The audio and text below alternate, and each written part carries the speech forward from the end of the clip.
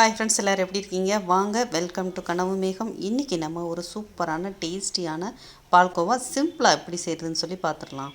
ஒரு அடி கனமான பாத்திரத்தை எடுத்து ஒரு 400 ml பால் அதில் ஊற்றிட்டு நல்லா பொங்குறது வரைக்கும் வெயிட் பண்ணுங்கள். பால் நல்லா அந்த பொங்கி வரும்போது பார்த்திங்கன்னா அந்த ஆடைகள் ஓரத்தில் படிஞ்சு நிற்கும். அந்த ஆடைகளை அப்படியே எடுத்து நீங்கள் அப்படியே சைடில் இருக்கிறதெல்லாம் எடுத்து விடுங்க.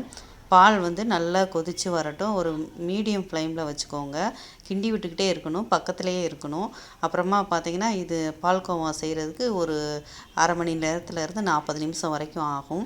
இந்த மாதிரி ஓரத்தில் படைஞ்சிருக்க ஆடைகளை நீங்கள் எடுத்து விட்டுக்கிட்டே இருங்க. எடுத்து விட்டுட்டு கிளறி விட்டுட்டே இருந்தீங்கன்னா அது நமக்கு நல்லா ரெடியாகி வரும். இந்த ஸ்டேஜில் பார்த்திங்கன்னா ஒரு ஸ்பூன் அளவுக்கு அரிசி மாவை எடுத்து அதை அப்படியே நல்லா மலைச்சாரல் மாதிரி அப்படியே தூவி விட்டுருங்க. அவ்வளவே தான். இது ஒரு சீக்ரெட் தான். ஆனால் டேஸ்ட் வைஸ் பார்த்திங்கன்னா சூப்பராக இருக்கும். இப்போது நல்லா கிளறி விட்டுக்கிட்டே இருக்கும்போது பார்த்திங்கன்னா நமக்கு பால்கோவா அப்படியே கொஞ்சம் கொஞ்சமாக ரெடியாகி வருது பாருங்கள்.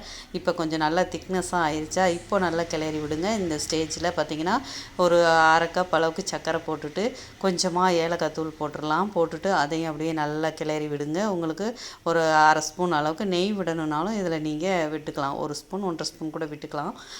இப்போது நல்லா அப்படியே கிளறி விட்டுகிட்டே இருந்தீங்கன்னா நமக்கு சூப்பரான டேஸ்டியான பால்கோவா கிடைக்கும். இறக்கும்போது ஃபினிஷிங்காக ஒரு கொஞ்சம் போல் நெய் விட்டுட்டு அப்படியே ஒரு கிளறி விட்டுட்டு எடுத்திங்கன்னா டேஸ்டியான அட்டகாசமான அசத்தலான செம்மையான பால்கோவா நமக்கு ரெடி ஆயிடுச்சு. ஒரு சிம்பிளான ரெசிபி தான் இது. நமக்கு சட்டுன்னு ஏதாவது பால்கோவா சாப்பிடணும் போல் தோணுது, கடைக்கு போய் வாங்கணுமே அப்படின்னு சோம்பேறி பண்ணம் படுறதுக்கு பதிலாக இந்த மாதிரி வீட்டில் பால் இருந்துச்சுன்னா சும்மா வீட்டில் இருக்கிற இன்க்ரீடியன்ட்ஸ் வச்சு இது செம்மையாக செஞ்சிடலாம். உங்கள் பசங்களும் விரும்பி சாப்பிடுவாங்க. ஓகே ஃப்ரெண்ட்ஸ், நீங்களும் இது மாதிரி ட்ரை பண்ணுங்கள். இந்த வீடியோ பிடிச்சிருச்சுன்னா லைக் பண்ணுங்கள், ஷேர் பண்ணுங்கள், கமெண்ட் பண்ணுங்கள். மறக்காமல் நம்ம சேனலை சப்ஸ்கிரைப் பண்ணுங்கள்.